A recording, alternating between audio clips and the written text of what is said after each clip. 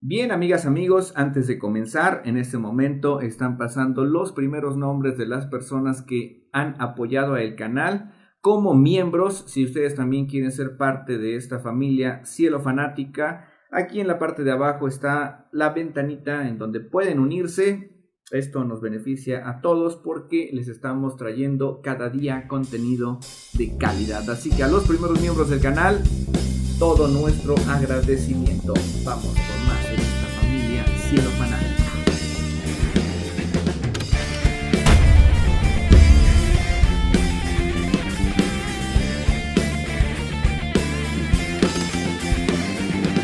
¿Qué tal, amigos? ¿Cómo están? Bienvenidos una vez más a su canal. Yo soy Rodo y esto es Cielo Fanáticos Podcast en su episodio número 9. Ya es año 2022, deseamos la hayan pasado increíble y que todos sus planes y proyectos estén muy bien para poder cumplirse en este nuevo año que ha llegado. El episodio número 9 tiene como invitado estelar a una persona que admiramos bastante. Déjenme decirles que está con nosotros la familia Cielo Fan casi completa. Solamente nos falta Isaac a la distancia. Pero aquí está el buen Pardo SR388, el Noah Hort, porque esto es un espectáculo increíble. Sin embargo, ellos no son nuestros invitados. Hoy tenemos a una persona que admiramos los tres de manera increíble. Él es profesor de historia en nivel secundaria, da clases en 2 secundarias, tanto en San José Tepenené como en Actopan, Hidalgo. Él es cronista oficial de Actopan desde el 16 de abril del 2011, ya casi 10 años, no, más bien, ya casi 11 años. Es presidente de cronistas en el estado de Hidalgo desde el 2013. Fue conductor del noticiero local de Actopan por 19 años consecutivos en el programa La Voz del Mezquital y Actopan Informativo. Una persona a la que admiramos bastante, gran difusor de la cultura del Valle del Mezquital, promotor cultural y divulgador histórico, un amante de la historia, así como nosotros. Así que con este video también anunciamos que pronto les traemos la nueva sección del canal, Fanáticos de la Historia, en la que probablemente también nuestro invitado de hoy estará ayudándonos. Demos la bienvenida, como ustedes ya lo saben, al profesor Sergio Chávez Álvarez. Maestro, gracias por estar aquí. Al contrario, Rodo, te agradezco muchísimo la invitación que haces a un servidor para poder compartir este momento muy especial con las personas que te siguen diariamente por este trabajo tan importante que realizan y sobre todo por la riqueza del contenido de los programas que vienen presentando. Vas iniciando y sin embargo sé que van a tener muchísimo éxito porque el éxito es una constante en la vida de cada uno de ustedes. Gracias por darme esa oportunidad de estar con ustedes. Al contrario, los que estamos agradecidos somos nosotros porque estamos aprendiendo bastante. En cada charla, en cada plática, en cada conversación nos nutrimos de muchos datos, de cosmovisiones distintas a la nuestra, de maneras de pensar que nos ayudan a crecer como individuos, como estudiantes también, porque Noé y yo estamos estudiando historia. Pardo está estudiando español, pero no queremos dejar de prepararnos en ningún momento. Usted nos ha dado ese ejemplo y queremos seguir las buenas cosas que personas como usted nos dejan. El tema de hoy es la historia de Actopan, pero vamos a abarcar muchos otros temas porque teniéndolo aquí queremos aprovecharlo al máximo, de eso se trata.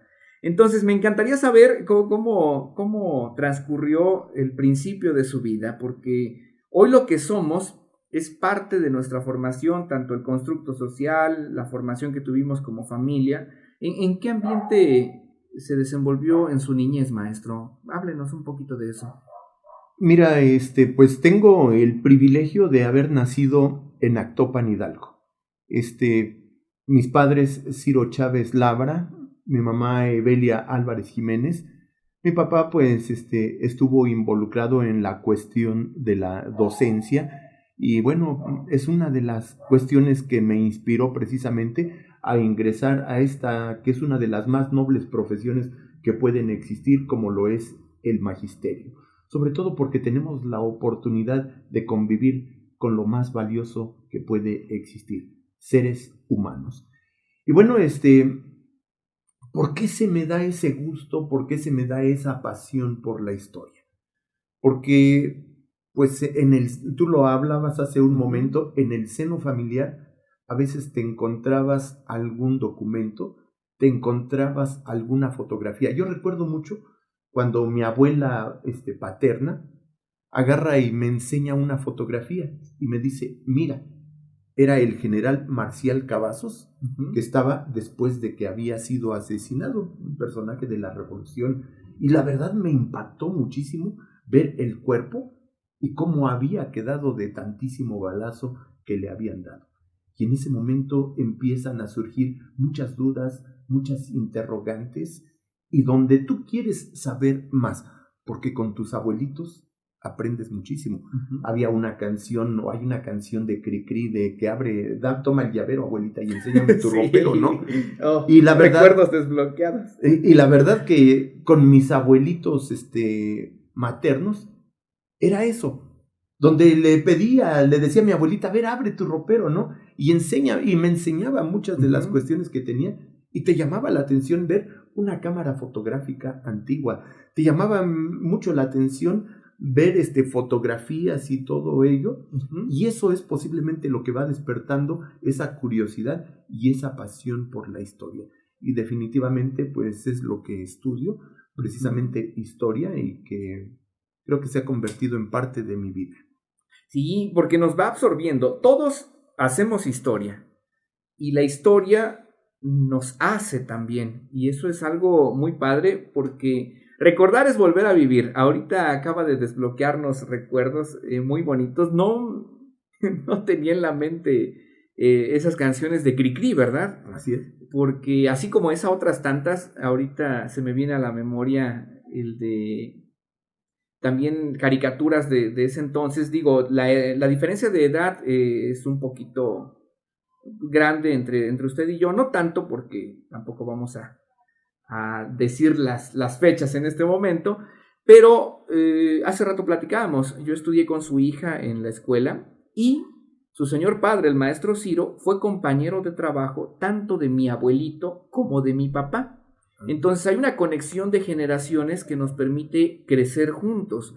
Hoy platicar con usted nos ayuda bastante porque recordamos cosas que nos hacen falta y aprendemos otras tantas que tenemos la responsabilidad de enseñarles a las nuevas generaciones.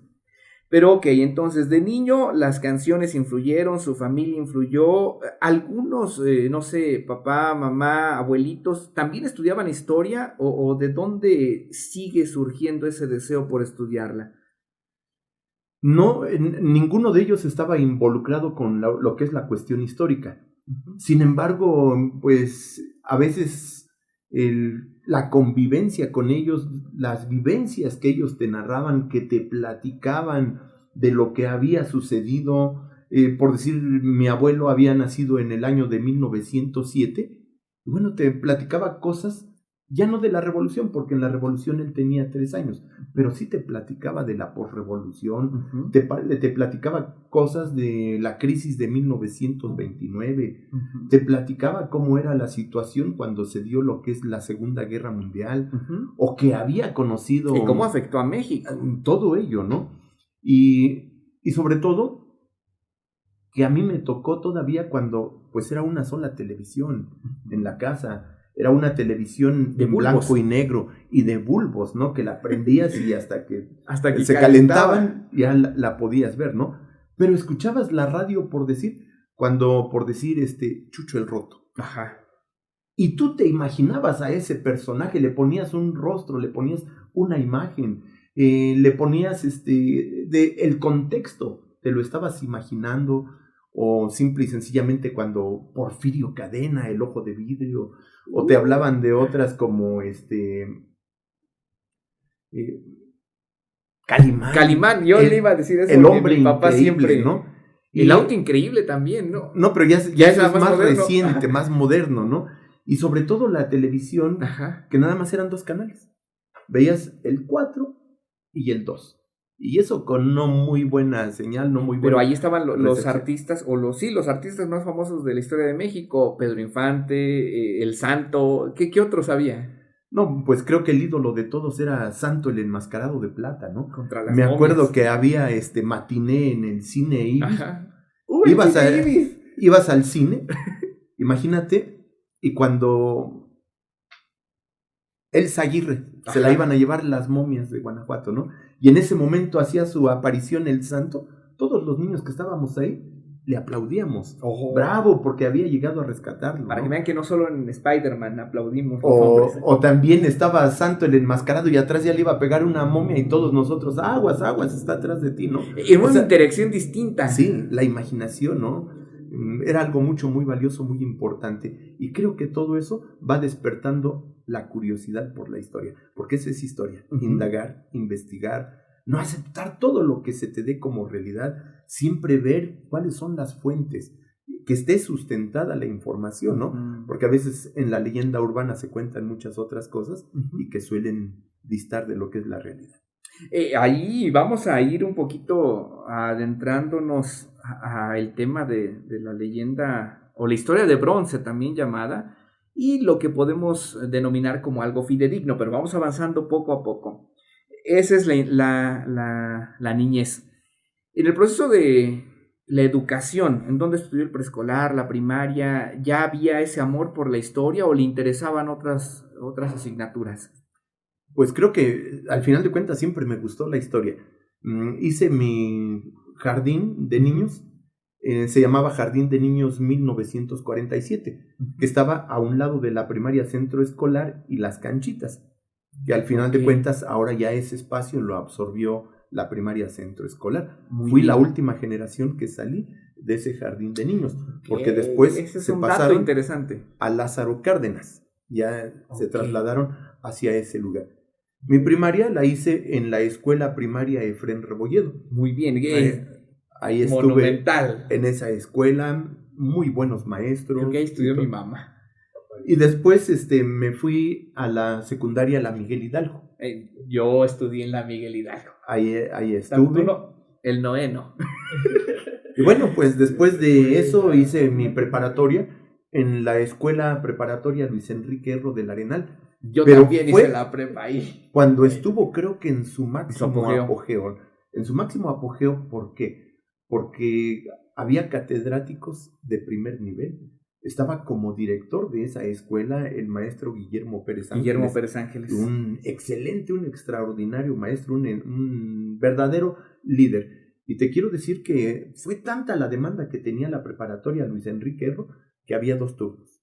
Turno matutino y turno vespertino. Y donde había de 4 grupos. Por decir, yo estaba en el turno vespertino y había 4 grupos por semestre. Esto nos habla de la demanda que tenía. Venían compañeros de muchos otros municipios del estado de Hidalgo. Buscaban mucho el taller o la sección de mecánica dental, ¿verdad? Había mecánica dental, había análisis clínicos, había contabilidad. Y entonces creo que pues ello le dio muchísimo éxito. Me duele que esa preparatoria hoy esté pasando un proceso bastante difícil, pero bueno, esa es otra historia. Después de la preparatoria en el Arenal, hacía algo allí, pero allí en preparatoria me imagino que ya era usted inquieto. ¿Había algún proyecto alterno que tuviera o algo en lo que se distrajera? ¿Cómo vivía usted la etapa de la juventud? Pues el maestro Memo agarró y patrocinó un equipo de béisbol que se llamó EPLE, la Escuela Preparatoria Luis Enrique Erro. Y fue un equipo al que el maestro Memo nunca escatimó un peso. Teníamos el autobús para que nos trasladara a los distintos municipios donde nos tocaba jugar. Dígame que no era el Chichimeca. Efectivamente. Era el Chichimeca. En ese Chichimeca nos íbamos. Yo viajé en el Chichimeca. De niño. Recorrió muchísimos lugares. En ese tuve la oportunidad de ir. ¿Cómo se llamaba el chofer? Don Gustavo. Don Gustavo. Fuimos una ocasión hasta Palenque, Chiapas, ¿no? Y pues fueron cosas muy importantes. Nos compró uniformes, todo lo que se necesitaba para el equipo de béisbol. Y creo que estaba haciendo un papel muy bueno. Porque a veces íbamos a jugar hasta el reclusorio, Sí. íbamos a Tolcayuca, íbamos a Tizayuca, íbamos a Huasca, a Omitlán, perdón, Uh-huh. a Pachuca, a donde fuera, siempre contábamos con el apoyo del maestro Memo. Y creo que dio buenos resultados, ¿no? Lamentablemente, pues yo tuve un accidente automovilístico Okay. y me lastimé el brazo y por eso prácticamente me retiré del béisbol, ¿no? Porque yo jugaba como pitcher, ¿no? Ok, tenemos algo en común el maestro Sergio y yo. Después de mi accidente de moto, mi brazo nunca quedó. Entonces, tenemos algo en común, maestro, ¿eh? Y ya dije, me tuve que retirar, ¿no? Ajá. Y creo que fue una experiencia muy bonita. Ya después me dedicaba a jugar pues tenis. Uh-huh. Iba a veces a Ixmiquilpan, o ya abrieron una cancha en lo que es Quinta Rivera o el Hotel Rira en ese Y en entonces. ese entonces. Y ahí íbamos a jugar. Yo todavía le digo Hotel Rira. Al squash, Uh-huh. o a veces al frontón, y que fue lo que me ha gustado, ¿no? Qué Y en la bien. actualidad, pues ya a veces practicamos ciclismo, pero por cuestión de salud, para no tener una vida tan sedentaria. También hacemos ciclismo. Antes de avanzar a la universidad, acuérdense que vamos a llegar a la historia de Actopan, no se nos desesperen, pero me encantaría preguntarle algo. Muchas veces creen que a las personas que nos gusta la historia, y no nada más a los de historia, también les pasa a los que estudian matemáticas. Ay, es que son los más matados, los más aburridos, se la pasan leyendo. El Noé creo que sí un poquito. Pardo estudia español, entonces se salva un poco. Yo no, yo soy un desgorre, todos mis compañeros, su hija se lo puede decir, en la secundaria siempre he sido muy movido, muy activo, no me gusta quedarme quieto, pero muchas veces a los lectores o a los estudiantes de historia los catalogan en el plano de son aburridos, son cerrados, siempre están leyendo todo el tiempo. ¿Usted era así o era activo en la escuela, maestro? ¿Cómo era? Yo creo que cuando estuve en lo que es primaria, secundaria y prepa, era yo, creo que de los tranquilos. Ajá. Imagínate, salía yo de las... Uh-huh. recuerdo cómo me dijeron mis papás que cuando una persona sale de su casa con la corbata, Uh-huh. tienes que regresar a tu casa con la corbata bien puesta. Sí. Y yo me iba a la secundaria Me falta la corbata. y no me quitaba la corbata. Ajá. Hasta que llegaba a la casa, me la quitaba. Y yo jamás me desabrochaba el botón y que la bajara, nada. Siempre, y me acostumbré. Por eso la secundaria es una educación formativa. Sí, la secundaria es eso, para formarte el hábito de saber usar corbata. Y si lo hiciste bien, no va a ser ningún impedimento utilizarla. Y creo que, pues creo que muy tranquilo, ¿no? Uh-huh. Ya después, cuando hice la licenciatura en historia, pues ya fui más, pues ya surgen inquietudes, te llaman la atención muchas otras cosas y todo, y ya combinas todo, ¿no? Uh-huh. Además, ya que a un baile, que ir a una fiesta, y se va conjugando todo, ¿no? Y creo que al final de cuentas cada etapa que va viviendo uno es bonita, es diferente, ¿no? Sin embargo, yo siempre he dicho que la etapa más bonita que puede tener un estudiante es la secundaria. Ok. Como ya digo, no hay dos. La verdad, ahorita que mencionó que estudió en la Miguel Hidalgo, el Pardo y yo que también estudiamos ahí, hasta queríamos cantar el himno, ¿no? Secundaria. Cada que se recuerda uno eso, digo, a mí me dio clases el profesor Filiberto y el profesor, ¿cómo se llama? Antonio, ¿verdad? Sí, el profesor Toño. Ya no te dio clases a ti. Pero al final siempre, nunca jamás se extinguirá. Son momentos muy bonitos en los recuerdos de nuestra memoria. Pero bueno, pasar a la universidad, a estudiar de manera profesional, ¿en dónde lo hizo, maestro? En la Escuela Normal Superior Miguel Hidalgo. Okay. Ahí estudié la licenciatura en Historia y bueno, te quiero decir que fue una experiencia muy grata, una experiencia muy bonita, por una simple y sencilla razón. Muy bien. Recuerdo cómo teníamos a un arqueólogo, el que nos daba la materia de arqueología, y por decir, él era tenía a su cargo una zona arqueológica que estaba excavando. Así está chido, ¿no? Que te dé clases a alguien que nosotros entrábamos a las 3 de la tarde a clases. Ajá. Entrábamos a las 3 y él nos decía, los espero a las 10 de la mañana en la excavación. Llegábamos y te ponía a trabajar. A ver, te asignaba responsabilidades y te iba diciendo cómo se tenía que hacer. Su clase era de 3, por decir, de 3 a 5, 2 horas. Esas 2 horas aún las trabajábamos en la zona arqueológica. Uh-huh. ¿Y qué va a suceder? Pues simple y sencillamente después no les gustó a las autoridades educativas, porque a veces ya no nos agarrábamos 2 horas de la clase, sino a veces más, porque, y pues lamentablemente pues ya no los cambiaron, y bueno, pues creo que fue algo que me generó mucha pasión la arqueología. Yo dije, si no hubiese estudiado historia, creo que la arqueología hubiera sido algo que me hubiera fascinado también estudiar. Sí. Que van de la mano, pero sí, eso el hecho de que estés ahí excavando y viendo qué encuentras, porque un arqueólogo es un cirujano de la tierra, ¿no? Y la verdad fue muy bonito eso. Me interesa algo, y sin salirnos tanto del tema, ¿qué opina de estas irregularidades educativas que terminan siendo algo regular y beneficioso para los estudiantes?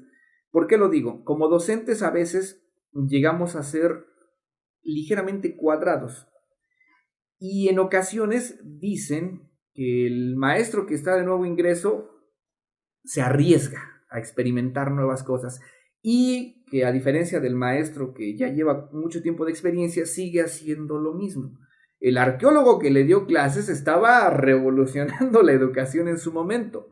Pero hay personas, hasta dentro del sistema educativo, que ven eso como un riesgo que puede afectar a los alumnos. ¿Qué opina de esto? ¿Tenemos la capacidad de arriesgarnos todo el tiempo o hay que ser maestros que se van cuadrando poco a poco?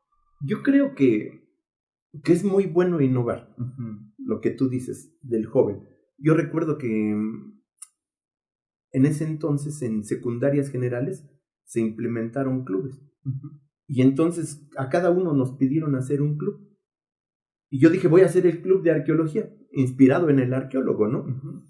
Y me dicen, es que ¿quién se va a meter a tu club de arqueología? A mí me no vas a tener club de teatro. Alumnos. No vas a tener alumnos. Ajá. Y resulta que fue el club que más tuvo alumnos. ¿Y qué los ponía a hacer? Como en la escuela, si algo sobraba era terreno, agarraba y les pedía, ¿sabes qué? Tráiganse tepalcates. No, y que si era una escuela donde había sido panteón. Imagínate. Había ganas de escarbar. Los hacía que llevaran a los alumnos tepalcates, cuestiones de cerámica y todo, ¿no? Y tú te vas y entierra allá lo que tienes. Cubres bien tu terreno, lo nivelas y todo. Y estos por otro lado, cada quien separados porque estaban por equipos. Ya después empezamos a ver algunas cuestiones de la arqueología, las técnicas de excavación y todo. Y después te toca trabajar en lo que enterró ese equipo. Y ahí poniendo sus hilos para armar la retícula con la brújula para orientar y todo, y excavar. Y tu tarea es no romper nada. Nada de que lo saques y que no, ya se rompió. Le digo, pues es como si al cirujano se le muriera a su paciente, ¿no? Sí, un cirujano de la tierra. Y la verdad que tuvo mucho éxito ese club con los muchachos emocionados y cuando iban encontrando, como si fuera real, ¿no? Sí. Eso creo que les dio como que un sentido de pertenencia, un sentido de identidad al amor hacia lo que es nuestra historia. Y es que a veces no es la asignatura o la materia en sí, sino el docente que le está llevando. Ahorita que hablaba del club, yo recuerdo cuando entré a trabajar y vi cómo los alumnos se peleaban por estar en el taller de mi papá, que era la carpintería, y yo decía, bueno, la carpintería, ¿por qué les interesa tanto? Pero yo veía pues, por la pasión con la que mi papá lo hacía, entonces les compartí esa pasión. Lo mismo pasa aquí. Lógicamente, si quienes nos estén viendo o escuchando en cualquier medio de las redes, pues podrán recordar, a ver, ¿qué asignatura es la que más recordamos? No necesariamente sea la más o la menos importante. La recordamos a veces porque el docente de ese momento o de ese entonces lo hacía bien. A mí me dio clases el profesor aquí en la secundaria de Miguel Hidalgo, un mes nada más, no recuerdo su nombre, Víctor, recuerdo su apodo, pero no sería pertinente decirlo. Pero me acuerdo que decía, y Plutarco Elías, cállese la boca, le dijo. Y era muy bonito ver esas clases de historia. Pero después se jubiló y nos lo quitaron. Y a mí me dolió porque después la docente de historia, que tampoco diré su nombre, lamentablemente no nos enseñó nada. Y a mí me dolió porque mi familia, pues tengo un tío que es docente de historia y siempre me encantó escucharlo, ver lo que estaba aprendiendo. En ese entonces él estudiaba la normal y duele que no tengamos docentes apasionados. Pero creo firmemente que la pasión del docente incita a que el alumno también sea apasionado. ¿Cómo ve, maestro? Así es, por decir, pues también me tocaron maestros de historia que agarraban y te decían, a ver, me van a copiar de la página 125 a la 130. O sea, decías, esto es una clase de historia, que transcribas lo que es lo del libro a tu libreta. Y cuando pues no te daban una explicación, no te entraban no te hacían ingresar a ese maravilloso mundo de la imaginación. Y pues empiezan a surgir vicios, ¿no? Sí. Donde ya te estás integrado por equipo y ya te pones a echar relajo con los y ya cuando te decían... Se pierde el interés. Sí, a ver, lee lo que escribiste. A veces ya arrancabas la hoja del libro y la ponías en tu libreta y ya le leías y todo. Vaya, dato perturbador. Porque pues ya sabes que sí, somos siempre mañosos. nos ingeniamos para todo.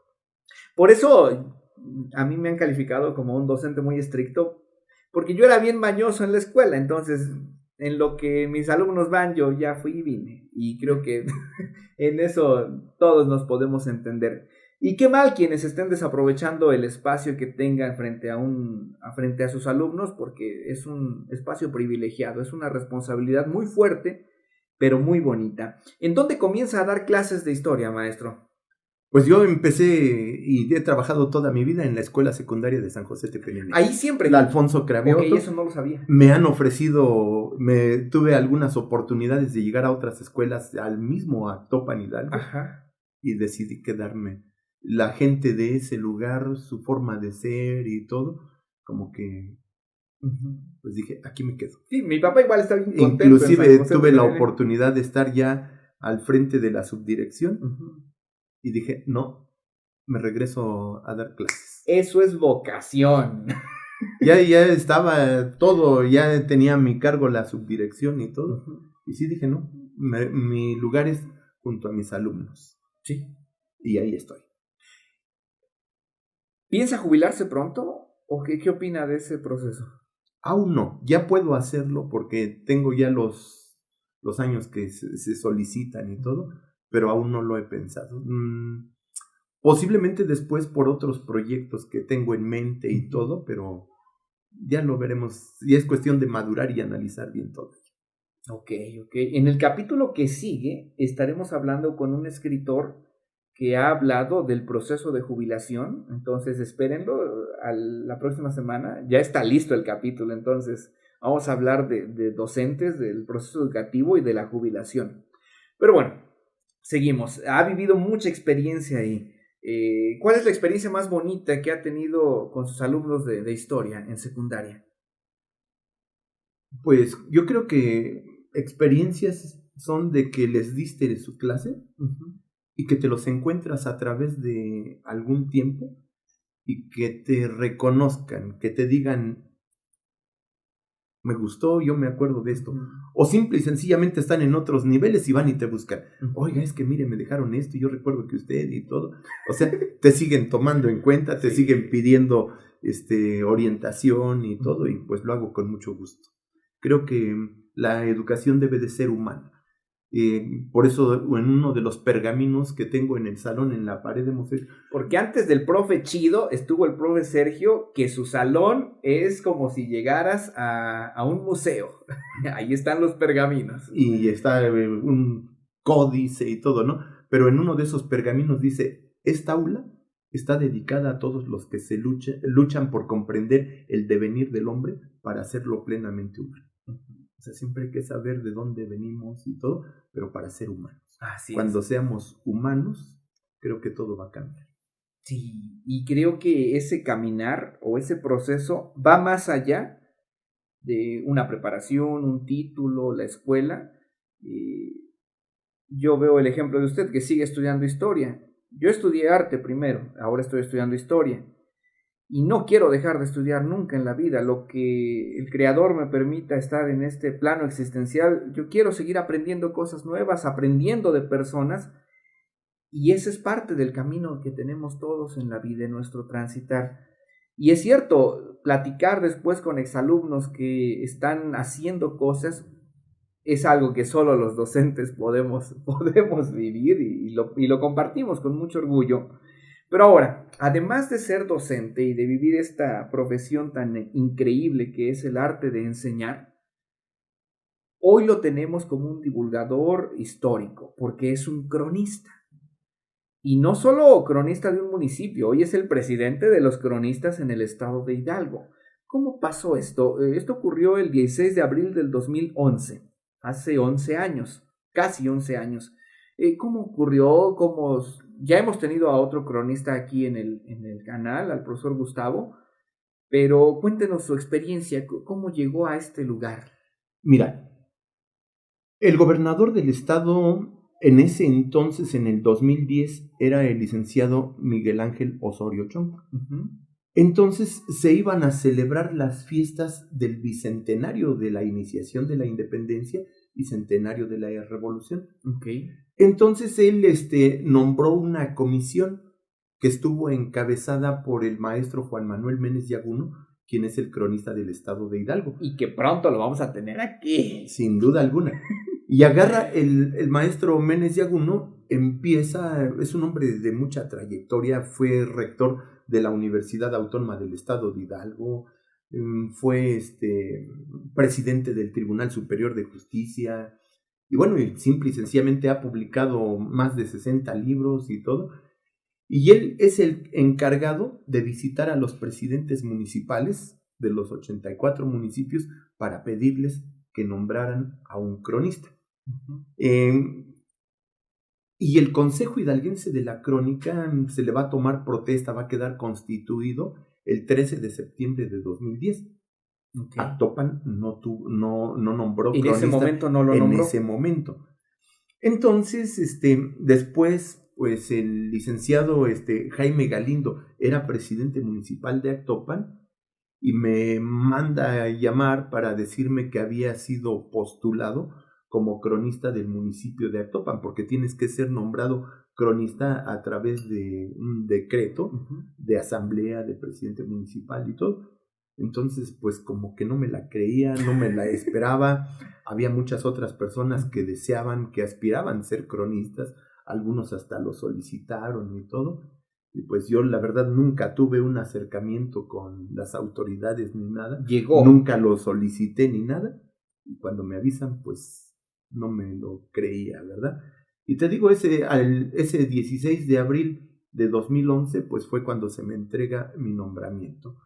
Y a partir de este momento, pues dices, ¿qué voy a hacer, no? Ya me integro con los integrantes del Consejo Hidalguense de la Crónica, empiezo a trabajar con ellos y se lleva a cabo un congreso nacional en Texcoco. Ok.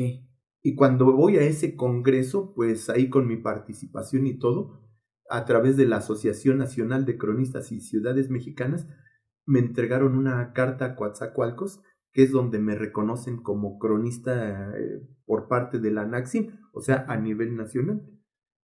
Ahí trabajé con una ponencia que se llamó Un Actopense, en la Escuela Nacional Preparatoria. Ok. Y bueno, después empezamos a trabajar, hicimos algunas otras cosas, íbamos a todas las actividades que realizaba el Consejo Hidalguense de la Crónica.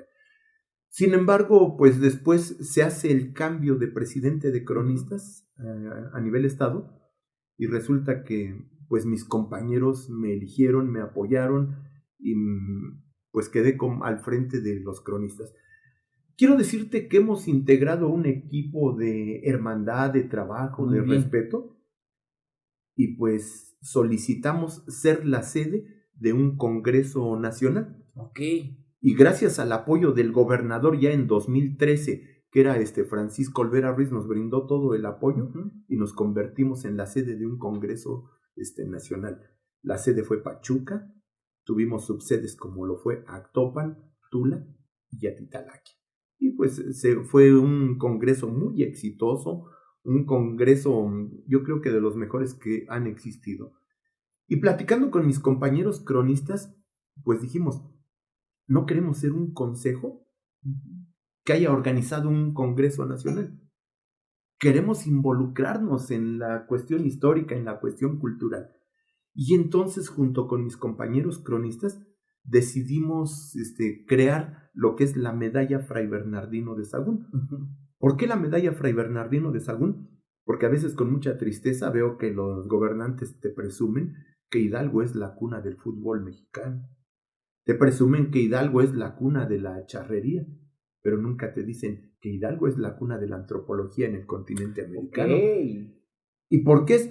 Porque Fray Bernardino de Sahagún estuvo en Tepeapulco e inicia sus primeros memoriales en Tepeapulco, y con este trabajo que él realiza nos va a dejar esa maravillosa obra que es el Códice Florentino, o que también es la historia general de las cosas de la Nueva España. Y entonces hacemos una medalla de plata con un pergamino en piel y todo. ¿Y a quién vamos a reconocer? Pues algo que esté sobresaliendo en el ámbito histórico y todo. Y la primer medalla se la dimos al doctor Miguel León Portilla, uno de los más grandes historiadores que han existido pues en la historia de México.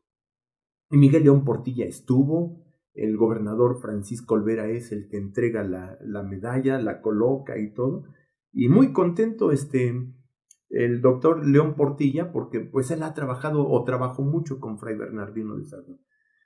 Al siguiente año pues decidimos entregar nuevamente la medalla, pero ahora ¿a quién se la vamos a dar? Pues a un hidalguense.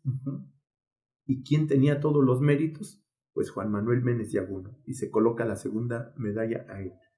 La tercera, al tercer año, pues se la dimos al doctor Eduardo Matos Moctezuma, el arqueólogo que estuvo al frente de lo que son las excavaciones de Templo Mayor, que pues estuvo cuando la Coyolxauhqui y todo, y bueno, pues se le otorga a él. Y después la otra medalla se la dimos al doctor Alfredo López Austin, que lamentablemente hace poco que acaba de fallecer, pero que fue y que será uno de los grandes también dentro de la historia. Y la otra medalla se la dimos al doctor Leonardo López Luján, hijo de Alfredo López Austin, y que fue reconocido por la ONU como el mejor arqueólogo del mundo, el arqueólogo que mayores aportaciones ha hecho a la arqueología contemporánea.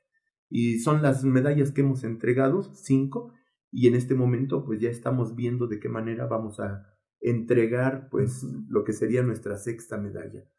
Pero además de hacer eso, organizamos congresos estatales. Llevamos 5 congresos estatales en los municipios, de acuerdo a donde se cuente con el apoyo de los presidentes municipales y todo, y trabajan los cronistas. Se prepara, ahorita por decir, acabamos de realizar el de Tulancingo, que fue el 3 y 4 de diciembre. ¿Cuál fue el tema a tratar? Pues dices, en 1521 fue la conquista de Tenochtitlan. Entonces fue una mesa de trabajo. ¿Qué sucedía en tu municipio cuando se conquistó Tenochtitlan? Así es, sí, porque a veces nos preocupamos únicamente por lo que pasa de manera centralizada, pero hay que descentralizar los procesos históricos. Sí, la segunda mesa de trabajo fue en 1821 se realizó la consumación de la independencia. ¿Qué sucedió cuando se consumó la independencia en tu municipio? ¿Qué estaba pasando?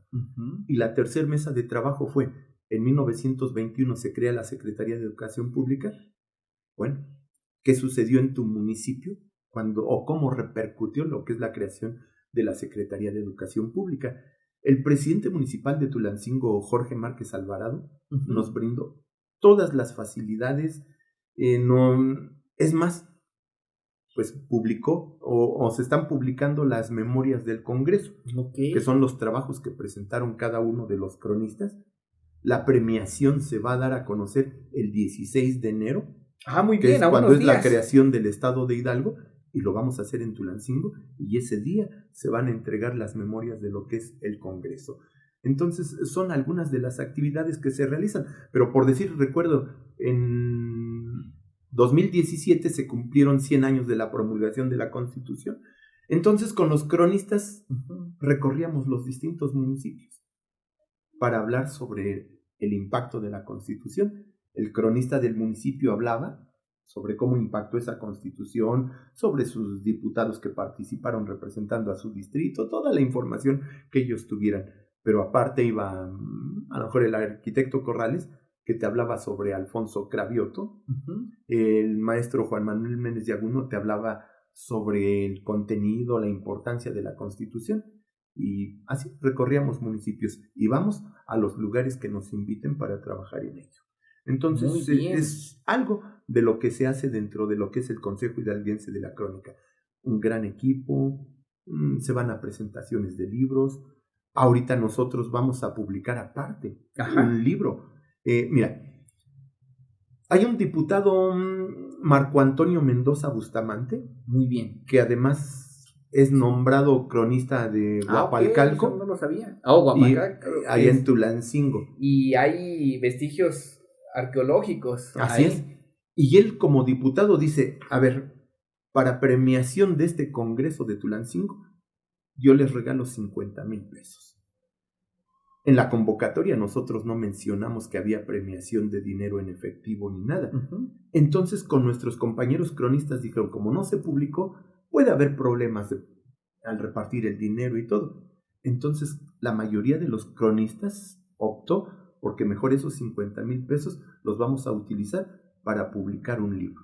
Donde se va a elegir una temática y cada cronista va a presentar su trabajo, se integra al libro y saldrá ese libro también de los cronistas, como en alguno otro que ya hicimos de la Fundación de Ciudades Mexicanas, donde ahí publicamos, cada uno de nosotros habló sobre la fundación de su municipio, ¿no?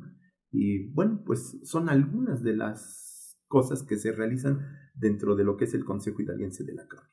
Perfecto, por si ustedes habían escuchado o tal vez no, que hay un cronista en su municipio en donde nos estén viendo, y si no lo hay porque este canal llega a todo el mundo, pues es una buena idea para que también puedan hacer promoción histórica en donde quiera que ustedes estén. Sin embargo, si son del estado de Hidalgo y han escuchado que hay un cronista en su municipio, acérquense a él, si tienen material, apóyenlo, si quieren conocer algo, pues platiquen con el cronista de su municipio. Hay que empoderar a esta figura porque es importante. No crean que nada más es un nombramiento ahí, al ahí se va. Están haciendo bastantes cosas los cronistas. Y vamos a caer en lo más interesante que todas y todos esperan. Precisamente en este trabajo que se va a publicar en el libro de todos los cronistas, se va a hablar de la fundación de los municipios aquí del estado de Hidalgo. Algo que nos trae a esta entrevista es hablar de la historia de Actopan. Actopan es uno de los municipios más grandes del estado de Hidalgo. Y no me da miedo decirlo, es uno de los municipios más importantes de toda la República Mexicana por todo lo que ha ocurrido aquí.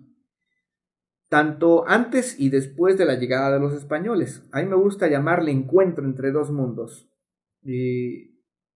Tenemos una iglesia muy bonita, una historia increíble. Y yo lo digo así porque soy arenalense, pero amo mucho Actopan. Ahorita que mencionaba el proceso en el que usted fue cronista por primera vez, al mismo tiempo se me daba la oportunidad de ser docente de teatro en el Museo y Centro Cultural Bicentenario aquí en Actopan. Ahí estuve como 6 años trabajando y tengo un apego por Actopan increíble. Pero me falta conocer la historia de Actopan. Yo no soy actopense. Sin embargo, me preocupa que muchos de aquí de Actopan, hay quienes sí conocen su historia, pero hay quienes no. De ahí la importancia de acercarse a sus cronistas, de acercarse a la biblioteca municipal, en donde hay literatura local, en donde hay fuentes en donde pueden investigar. Pero qué chido también que a través de un podcast en redes sociales la gente pueda conocer un poquito más tanto de la fundación de Actopan, pero de manera general la historia de Actopan. ¿Qué es lo primero que debe conocer un actopense o alguien fuera sobre Actopan? Mira, A veces la gente viene, visita Actopan y piensan que lo único que tenemos, que podemos mostrar, es nuestro convento o nuestro ex monasterio. A veces eso genera muchísima polémica. Y desde ahí hay polémica, porque ni era convento, ¿verdad? Y me critican mucho porque yo siempre le digo monasterio. Yo también. Y dicen, es que es un convento y todo. Bueno, le digo, el término creo que es lo que menos importa. Lo que importa es su grandeza. ¿Por qué le llamo yo monasterio? Simplemente hay los que vivieron, los que construyeron el convento, los que vivieron ahí, los frailes, hay documentos donde te dice, por decir, el 26 de abril de 1571 se lleva a cabo un capítulo provincial en el monasterio de Actopan, donde es electo como prior de la orden agustina Fray Alonso de la Veracruz. Okay. O sea, y encuentras muchos documentos y te hablan monasterio, monasterio, monasterio. Hasta el aspecto arquitectónico del interior.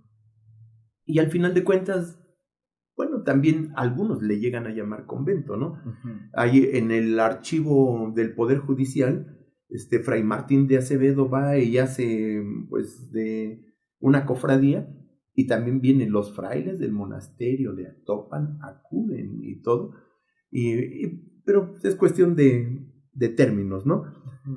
Pero la historia de Actopan, por decir, tiene pinturas rupestres. Sí. Y que la gente lo debe de conocer. Que las autoridades se preocupen y se ocupen de hacer un corredor turístico donde le digas a la gente, bueno, te invitamos a que visites las pinturas rupestres. Después de que conozca la gente las pinturas rupestres, está una zona arqueológica que está en La Peña, que se llama Tetitlán o Tenantitlán, y que ya es una propiedad privada, pero que se hizo el rescate de 400 piezas arqueológicas y que las tiene bajo custodia la comunidad de La Peña. Y yo siempre he dicho, eso requiere de un espacio. Sí. O sea, poner un museo donde la gente vaya y visite ahora la cuestión arqueológica, que visiten lo que es el convento, pero que sea un convento posible. Había un proyecto de hacerlo interactivo. Okay. ¿Interactivo a qué me refiero? Que tú entrabas a una parte y donde te ibas a encontrar a frailes realizando las actividades propias de lo que realizaban en esa época. Después se da la secularización del convento el 16 de noviembre de 1750 y se da un abandono y hay saqueo, y que entraras a otra área y que hubiera saqueadores. Ajá. Fue cuartel militar, pues, que entres a un espacio. Hay balazos, ¿verdad? Marcados. Y que vean que fue cuartel, que fue escuela, que fue hospital. O sea, para que la gente conozca más de ello. Entonces, tú hace un momento lo decías, Actopan tiene historia en todas las etapas que tú quieras. Por decir, yo me emocioné mucho cuando vi la matrícula de tributo y me encuentro el símbolo iconográfico de Actopan y vemos lo que le pagábamos nosotros de tributo a los mexicas y que también te aparece no lo sabía. En el Códice Mendocino, porque nosotros fuimos primero, nosotros éramos una población otomí. Sí. Se llamaba nuestra población Mañutzi. Mañutzi. Que significa mi camino o mi pequeño camino, ¿sí? Entonces, Mañutzi, que es población otomí, va a ser conquistada primero por los texcocanos. Primero con Quinatzin en el año 1117, se muere Quinatzin y le sucede en el trono su hijo Techotlalatzin, y quien va a consolidar las conquistas texcocanas de este lugar. Sin embargo, en el año de En el año de 1440, ajá, nosotros vamos a ser conquistados por los mexicas. Okay. Ya no nos vamos a llamar Mañutzi. Nos van a cambiar de nombre por Atocpan. Y la palabra Atocpan es en lengua náhuatl y proviene de las siguientes raíces. Alt, o sea, ATL, que significa agua. Luego Olc, OCTL, que es tierra. Y pan es un locativo que significa sobre. De ahí la denotación que se da de sobre tierra gruesa, húmeda y fértil. Muy bien. Y al ser conquistados por los mexicas y que nos cambian de nombre, nos convertimos en tributarios de ellos. Les dábamos 400 trojes de maíz, 400 trojes de aguamiel, dábamos cargas de frijol, de maíz, de chimales, de ropa para caballeros águila, caballeros tigre, Muy bien. para sacerdotes y así sucesivamente. Y te quiero decir que pues ahí ya estamos sometidos por los mexicas. Hace un rato te dije, cuando llegan los españoles, pues sabemos que el Tlatoani de Tenochtitlan pues era Moctezuma Xocoyotzin, Sí. que se muere y le va a suceder Cuitláhuac, Así es. quien va solamente a durar 90 días porque muere víctima de la viruela, y después sigue su primo Cuauhtémoc. Y ahora la pregunta es, ¿quién gobernaba aquí en Actopan en ese momento? Ok, sí. Y me encuentro un documento del 18 de enero de 1537 escrito por el escribano Diego de Carajón y Raldío, donde le hace un reporte al virrey de la Nueva España, que era don Antonio de Mendoza y Pacheco, y donde le reporta y le dice: el rey Nopalchi y la Cacalazóchitl, su mujer, señores de Actopan, no fueron bautizados debido a que murieron antes de que llegara la ley cristiana a esta tierra. Ok. Entonces ahí le reportan por qué no habían bautizado a los reyes de aquí de este lugar. Y después de ese documento existe otro. Muy bien. Que es de cuando inicia la labor evangelizadora, que es del 8 de julio de 1546. Y ese documento textualmente dice: en 8 de julio de 1546 se bautizó a Mariana, hija de Antonio de Castañeda y de Joana de Larios, su mujer. Fueron sus comadres María Martín y Francisca de Larios. Bautizóla el padre Fray Andrés Mejía. Esto significa que en ese momento es cuando inicia la labor evangelizadora, el primer bautismo que hay en Actopan.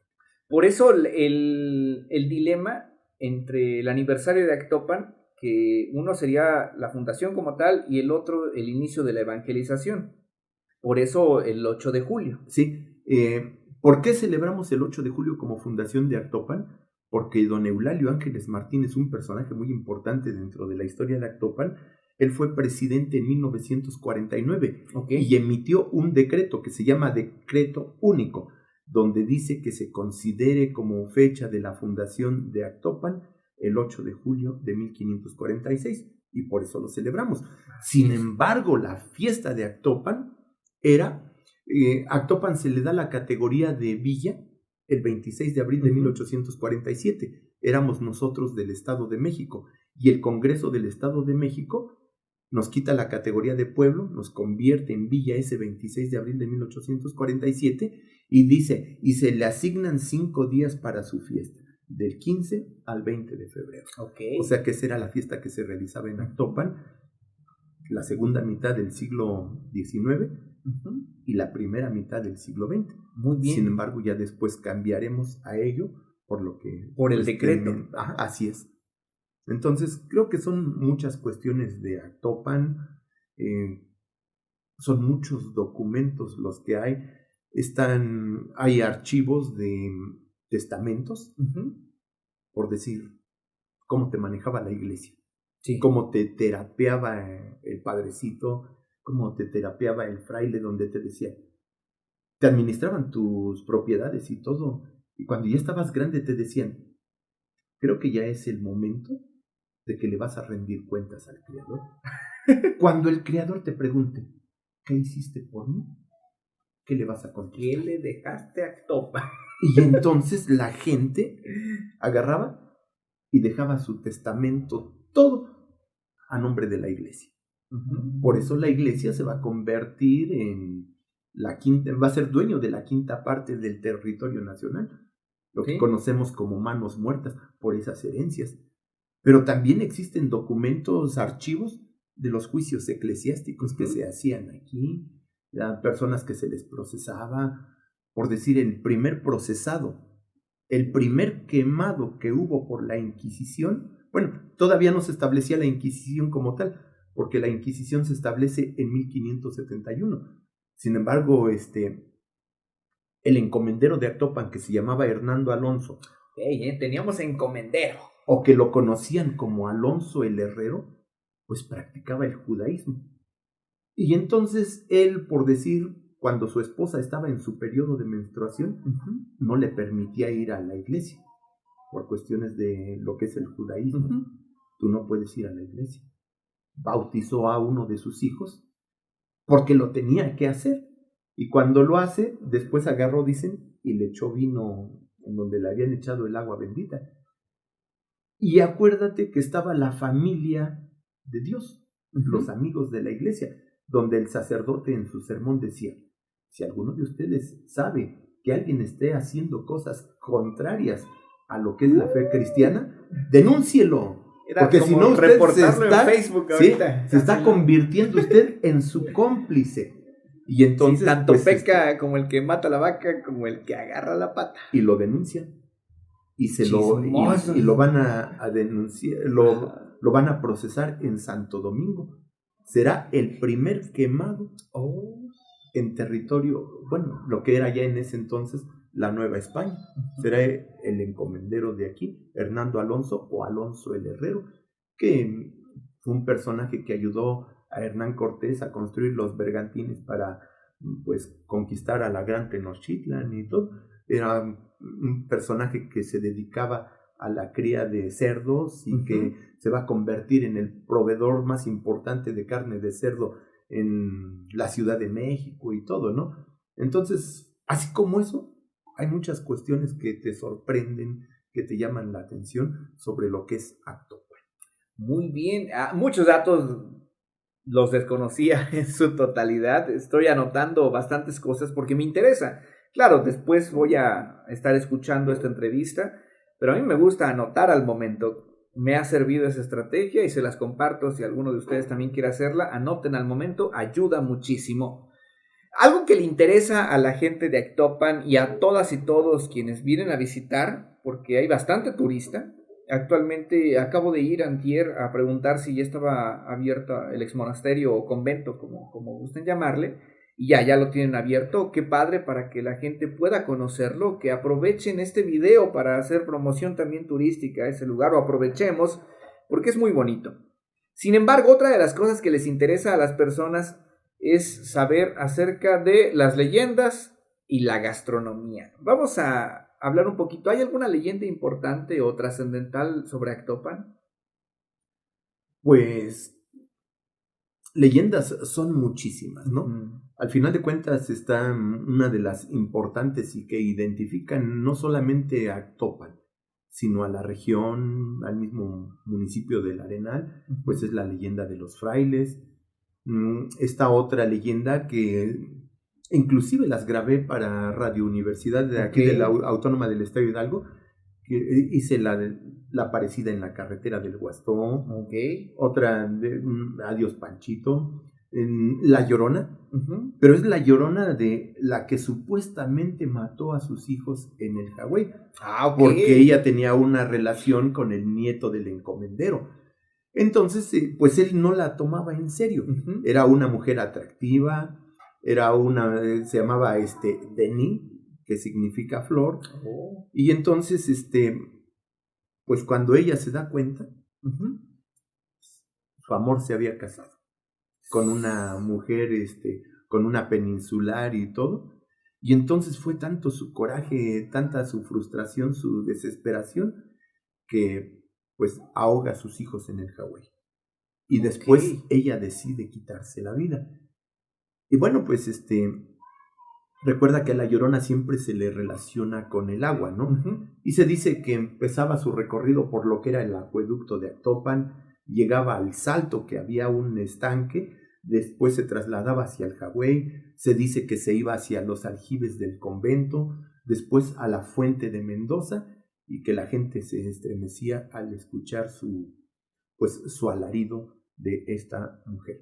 Y es muy importante mencionarte que pues es leyenda, porque realmente en el Códice Florentino te vienen los 8 presagios o augurios que facilitaron la conquista de México, y en el 6º presagio te hablan de la aparición de una mujer que lloraba por las noches. Sea, que Moctezuma Xocoyotzin escuchaba a La Llorona. Ujú. Y que después hay quienes te dicen, es que La Llorona es la Malinche, porque está arrepentida de haber traicionado a su gente, y que hemos satanizado a la Malinche y todo. Y no, al contrario, Y hay ella reseña de fue traicionada por su gente, Sí. ¿no? Que pues, al final de cuentas le dio la espalda, ¿no? Porque después de ser princesa se va a convertir en una esclava. Pero ese pudiera ser otro tema que algún día pudiéramos abordar sobre este personaje tan importante, Claro ¿no? que sí, claro Pero que son, sí. son muchas leyendas. Hay otra leyenda, por decir, que es que algunos son personajes Ajá. que formaban parte de la vida cotidiana y Ujú. que con torno a ellos se han hecho pues muchas leyendas, que es lo que la gente cuenta, ¿no? Y Ujú. sobre todo porque en el convento, monasterio, pues imagínate, creo tenemos una de las joyas arquitectónicas más ricas que pueden existir. Sí. Es el que tiene la capilla abierta más grande de América Latina, el que tiene la mayor cantidad de pintura mural, una torre morisco de las más Sí, grandes. porque tiene diferentes estilos arquitectónicos Así en es, una sola obra. ¿sí? Entonces, los arcos de la parte superior son romanos, Ujú. los de la parte de abajo son arábigos, Y las cúpulas. todo, ¿no? Lo hace diferente y único. Una capilla abierta e increíble. La capilla de indios, ¿no? Así Le es. llamaban así, sí. Que estuvo tapada en algún momento, ¿no? Sí, porque se vendió. Ok. El 16 de noviembre de 1872 se vendió en 369 pesos y la compró Carlos Mayorga, que fue uno de los escritores importantes que hubo en esta tierra. Bueno, antes de avanzar, quiero decirles algo. Yo estoy realmente sorprendido. Para mis reseñas no escribo guión, ustedes lo saben, pero hago mis bosquejos. Yo no soy de aprenderme fechas. ¿Cómo le hace para aprenderse todas las fechas exactas? Porque no trae nada. O sea, todo aquí en la mente. Pues yo creo que te vas familiarizando porque cuando algo te apasiona, sí, y me apasiona todo lo que tiene que ver con Actopan. Y yo siempre, por decir, a veces, en mis ratos libres, a veces me ves en Mercado Libre y estoy buscando cosas de Actopan, fotografías, documentos y todo lo que encuentro y que esté dentro de mis posibilidades, lo compro. A veces me he encontrado fotografías, por decir que día una de el 19 de febrero de 1939 del interior, en un marquito antiguo de la época, el nombre del fotógrafo, la fecha de cuando la tomó y todo. Y digo, Sergio, esto es para ti. Sí. Postales, documentos, todo lo que me llega, pues lo adquiero para, ojalá que algún día pudiera estar en un museo, pero en un museo que realmente se cuide y se respete, porque a veces tú donas y no sabe uno a dónde va a parar. Y al rato quedan en museos particulares, ¿no? Como en algún municipio muy cercano de aquí. Se creó me dolió eso. Se creó un museo, la gente regalando escopetas, cosas que tenían.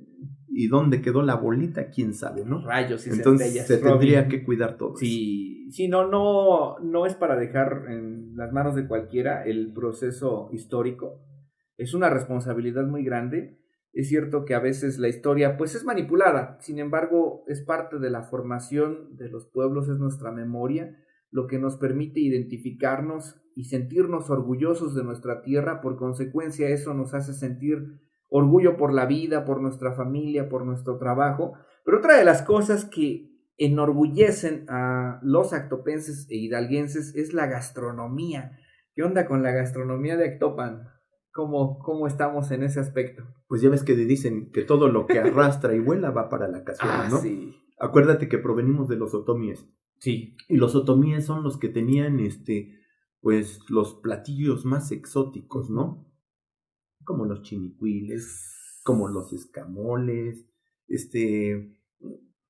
las plantas silvestres, como las verdolagas, como los gualumbos.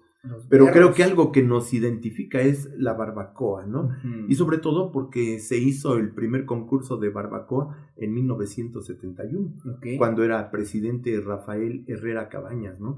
Imagínate una mujer, doña Aurora Carrasco, ella es la que gana el primer concurso de barbacoa, una mujer en algo que se consideraba muy propio de los hombres. ¿Y en qué tiempo? Porque ahorita, año 2021, entendemos ya este tema de la equidad de género pues como algo de nuestro tiempo, pero en ese entonces fue una sorpresa. El machismo increíble, que había, sí. ¿no? Y eran dos mujeres, Aurora Carrasco y doña Beta Márquez, que formaban parte de...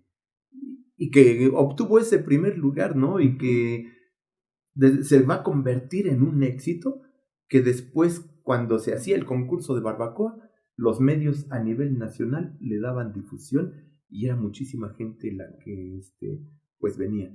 Después fue olvidada la Feria de la Barbacoa y después, cuando se convierte en presidente Jaime Galindo, nuevamente la vuelve a retomar. Y bueno, pues creo que es un éxito hasta allá.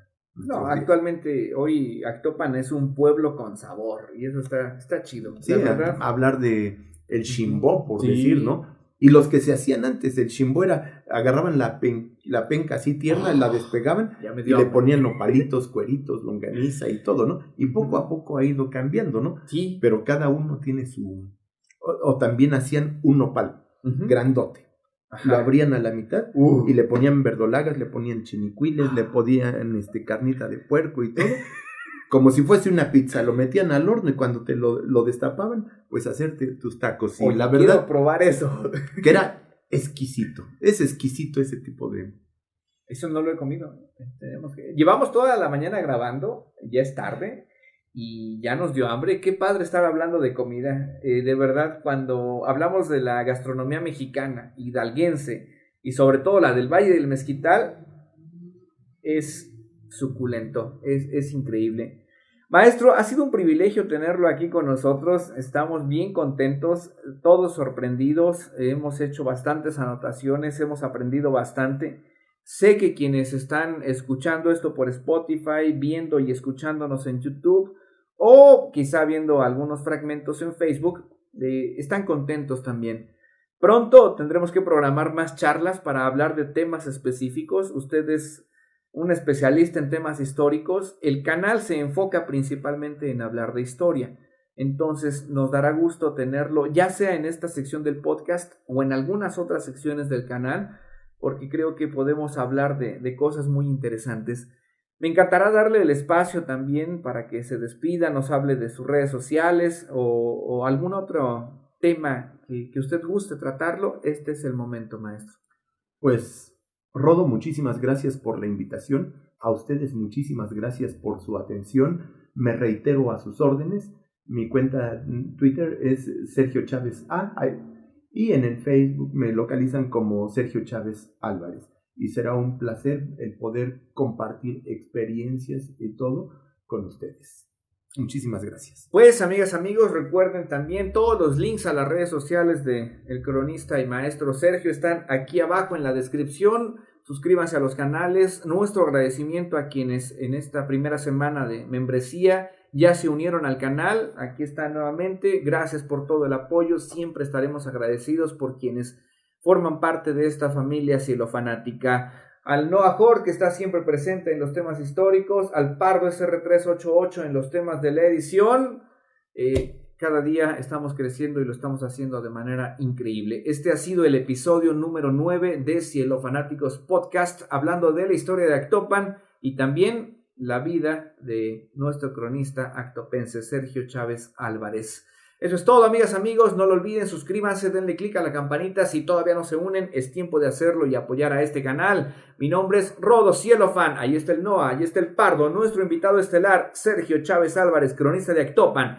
Y su canal. No lo olviden, ¿quién dijo que no podíamos viralizar con libros?